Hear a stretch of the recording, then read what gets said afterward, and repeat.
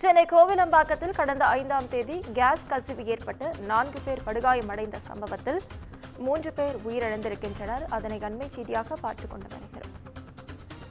இதுகுறித்த முழு விவரங்களை வழங்க செய்தியாளர் சுப்பிரமணியன் நம்மோடு இணைப்பு காத்திருக்கிறார். சுப்பிரமணியன், வணக்கம். விவரங்கள். சென்னை கோவிலம்பாக்கம் காந்தி நகர் 15வது தெருவில் வசித்து வருபவர் முனுசாமி, வயது 75. இவர் கடந்த 5ஆம் தேதி இவரது குடும்பத்தினர் 5 பேருடன் வீட்டில் உறங்கிக் கொண்டிருந்த போது கேஸ் கசிவு ஏற்பட்டிருக்கிறது. இதில் கேஸ் கசிவு ஏற்பட்டதில் தீ விபத்து ஏற்பட்ட காரணத்தினால் அதில் முனுசாமி, ராணி, சாந்தி, ஹரிகரன், ரகு ஆகிய ஒரே குடும்பத்தை சேர்ந்தவர்கள் தீக்காயமடைந்தனர்.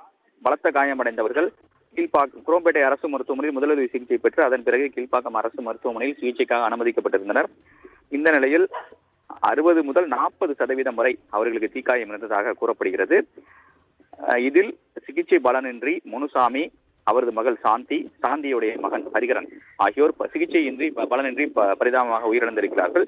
இந்த சம்பவம் குறித்து பள்ளிக்கரணை போலீசார் விசாரணை மேற்கொண்டு வருகிறார்கள்.